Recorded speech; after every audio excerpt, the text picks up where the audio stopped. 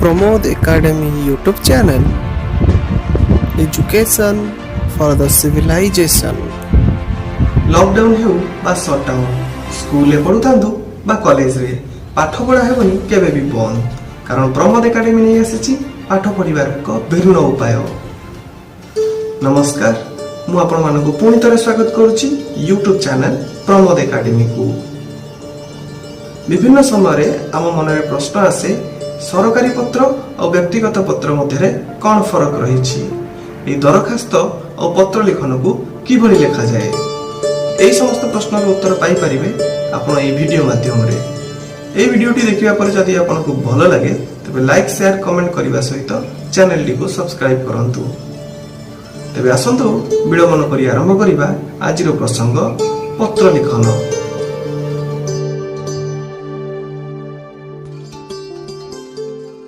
प्रथमे जानिबा पत्र कौन। पत्र हेउची जोगाजोगर लिखित माध्यम मानक मध्यरु अन्यतम। यह हेउची चिठीर नामांतर मात्र। अनुशीलन पुणी जना जाए जे ए चिठी शब्दटी चीट धातुरु आनीत। ए चीट धातुर अर्थ हेउची दूर को प्रेरण करिबा। ताहले चिठी बा पत्रर संज्ञा कौन।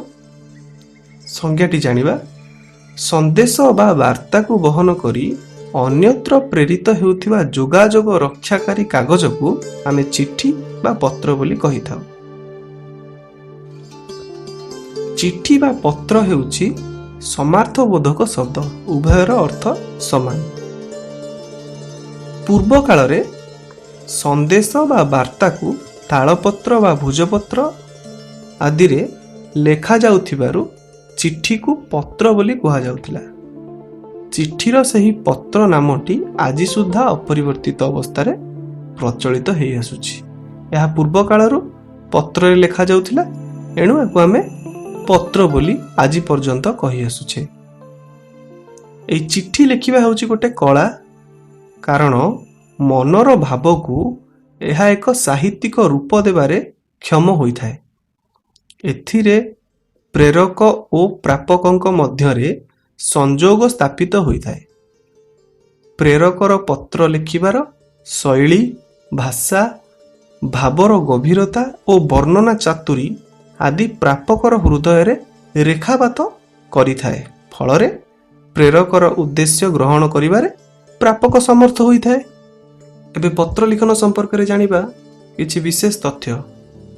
साधारणतः पत्र लिखन हेउची संवाद प्रेरणर प्राचीनतम माध्यम। आजिर जुगरे प्रत्येक शिक्षित व्यक्ति पत्र लिखन सहित संपृक्त। चिठी पठाइबा लोकर पाइबा लोक पाई यह एक खबर। चिठी रे प्रेरक प्रापक को देखि न थाए, निजर वक्तव्य को चिठी माध्यम रे जणाई थाए। चिठी रे प्रेरकर वक्तव्य, अनुभूति और चिंताधारा ठीक भाव रे प्रतिपादित हेले ताकू ग्राहक सहजरे ग्रहण करिथाए। चिठी लेखिबा बा पत्र लिखन लेखिबा एक कला। एही कला अर्जन करिबा पई हमको निरंतर अभ्यास करिबाकू पड़िथाए। चिठी बा पत्रर मौलिक उपादान बा उत्तम पत्रर गुण संपर्क रे आमे आलोचना करिबा। उत्तम पत्रर कौन कौन सब गुण रही थाए। साधारणतः गोटे पूर्णांग पत्र रे 4 गोटी उपादान देखिबाकू मिले। सेगुड़िक हला सरलता, संक्षिप्तता, भाव सांद्रता और विनम्रता। तबे प्रथम रे देखिबा सरलता कौन। पत्रर शैली बा लिखन भंगी सरल हेबा उचित। वक्तव्य तथा चिंताधारा स्पष्ट रीति रे प्रकाशित हेबा उचित। पत्र लिखन रे कोनोसी संदेह भाव उत्पन्न हेउनथिबा आवश्यक। प्रेरकर वक्तव्य यथार्थ भाव रे प्रापक ग्रहण करी प्रभावित हेउथिबा आवश्यक। ताहाले ताहा सरलता गुण संपन्न बोली धरा जीव। एहा सहित एथिरे चलंती भाषार व्यवहार निहाती दरकार। एहा हला सरलता गुण। परवर्ती गुण को जीवा ताहा होची संक्षिप्तता। साधारणतः पत्र गुड़िक संक्षिप्त और तथ्य भित्तिक हेबा दरकार। ନାତି ଦୀର୍ଘ ବାକ୍ୟ ହିଁ ପତ୍ରର ଭାବ ବୋଧଗମ୍ୟତା ପାଇଁ ସହାୟକ ହୋଇଥାଏ। ପତ୍ରର ଭାବ ଓ ଅର୍ଥର ପୁନରାବୃତ୍ତି ନ ହେବା ଦରକାର। ଏହା ହେଉଛି ସଂକ୍ଷିପ୍ତତା। ତୃତୀୟ ଉପାଦାନଟି ହେଉଛି ଭାବ ସାନ୍ଦ୍ରତା ବା ଭାବର ନିବିଡ଼ତା। ପତ୍ର ଲେଖୁଥିବା ବ୍ୟକ୍ତିର ଭାବଧାରା ଗଭୀର ଓ ସାନ୍ଦ୍ର ବା ନିବିଡ଼ ହେବା ବିଧେୟ। ଚିଠିର ବର୍ଣ୍ଣନା ମଧ୍ୟରେ ଯଦି ଭାବଧାରାର ପାରସ୍ପରିକ ନିବିଡ଼ତା ନଥାଏ ତେବେ ତାହା ଖାପଛଡ଼ା ଲାଗେ ଆଉ ଅପ୍ରାସଙ୍ଗିକ ବୋଧ ହୁଏ। ଫଳରେ ପାଠକର ପଠନ ସ୍ପୃହା ମଧ୍ୟ କମିଯାଏ ଆଉ ପ୍ରେରକର ଉଦ୍ଦେଶ୍ୟ ସଫଳ ହୁଏ ନାହିଁ। ଶେଷ ଉପାଦାନଟି ହେଉଛି ବିନମ୍ରତା। ନମ୍ରତା ଓ ଶାଳୀନତା ହେଉଛି ପ୍ରସଙ୍ଗ ଉପସ୍ଥାପନର ମାର୍ଜିତ ରୂପ। ଶିଷ୍ଟ ଭାଷା ପାଠକ ପ୍ରାଣରେ ରେଖାପାତ ସୃଷ୍ଟି କରିବାରେ କ୍ଷମ ହୋଇଥାଏ। ଏହା ସହ ପତ୍ରର ଭାଷା ସର୍ବଦା ଶିଷ୍ଟ ବା ଭଦ୍ର ହେବା ଉଚିତ। ଶିଷ୍ଟ ଭାଷା ଉତ୍ତମ ବୁଝାମଣା ପାଇଁ ସାହାଯ୍ୟ କରେ। ପତ୍ର ଲେଖକର ସର୍ବଦା ମର୍ଯ୍ୟାଦା ରକ୍ଷା କରିବା ଉଚିତ। ପତ୍ରରେ ନମ୍ରତା ଭାବ ରହିବା ବାଞ୍ଛନୀୟ। ଏହା ଥିଲା ଉତ୍ତମ ପତ୍ରର ଗୁଣ ସମ୍ପର୍କିତ ତଥ୍ୟାବଳୀ। ଚାଲନ୍ତୁ ଜାଣିବା ପତ୍ରର ପ୍ରକାରଭେଦ ସମ୍ପର୍କରେ। ଓଡ଼ିଆ ଭାଷାରେ ବିଭିନ୍ନ ପ୍ରକାର ପତ୍ରର ପ୍ରଚଳନ ରହିଛି। ସେଗୁଡ଼ିକୁ ସାଧାରଣତଃ ନିମ୍ନ କେତୋଟି ଭାଗରେ ଆମେ ବିଭକ୍ତ କରିଥାଉ। ବ୍ୟକ୍ତିଗତ ବା ଘରୋଇ ପତ୍ର, ସରକାରୀ ପତ୍ର, ଦରଖାସ୍ତ, ବ୍ୟବସାୟିକ ବା କାରବାରୀ ପତ୍ର, ନିମନ୍ତ୍ରଣ ପତ୍ର। ବ୍ୟକ୍ତିଗତ ବା ଘରୋଇ ପତ୍ର। ଏ ପ୍ରକାର ପତ୍ରରେ ବ୍ୟକ୍ତିଗତ ଘଟଣା ଲିଖିତ ହୋଇଥାଏ। ଆତ୍ମୀୟ, ବନ୍ଧୁ, ସାଥୀ ପ୍ରଭୃତିଙ୍କ ପାଖକୁ ବ୍ୟକ୍ତିଗତ ପତ୍ର ଲେଖାଯାଇଥାଏ। କଥିତ ଭାଷାର ବ୍ୟବହାର ଘରୋଇ ପତ୍ରକୁ ହୃଦ୍ୟ ଓ ବୋଧ୍ୟ କରିଥାଏ। ଘରୋଇ ପତ୍ର ଆବଶ୍ୟକତା ଦୃଷ୍ଟିରୁ ସଂକ୍ଷିପ୍ତ ବା ବିସ୍ତୃତ ହୋଇଥାଏ। ସରକାରୀ ପତ୍ର। ଏ ଧରଣର ପତ୍ର ମୁଖ୍ୟତଃ ସରକାରୀ କାର୍ଯ୍ୟ ସହ ପୂର୍ଣ୍ଣ ମାତ୍ରାରେ ଜଡ଼ିତ।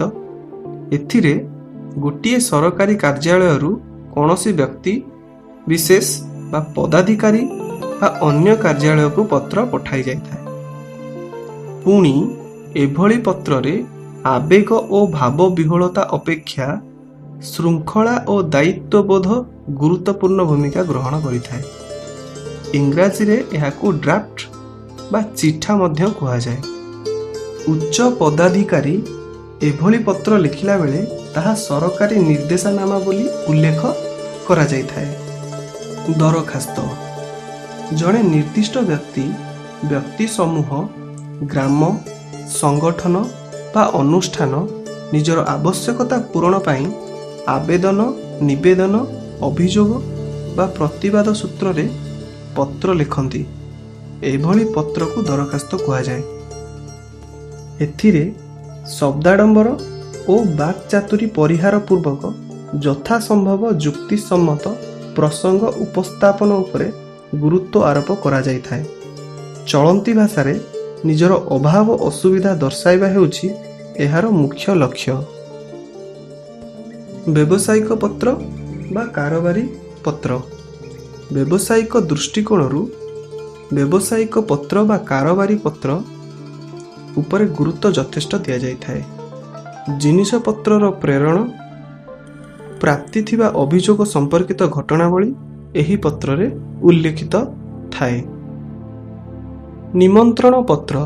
ବ୍ୟକ୍ତି ବା ଅନୁଷ୍ଠାନ ଅପର ବ୍ୟକ୍ତି ଓ ଅନୁଷ୍ଠାନକୁ କୌଣସି ଉତ୍ସବ ଉପଲକ୍ଷେ ପତ୍ର ଦେଇଥାନ୍ତି।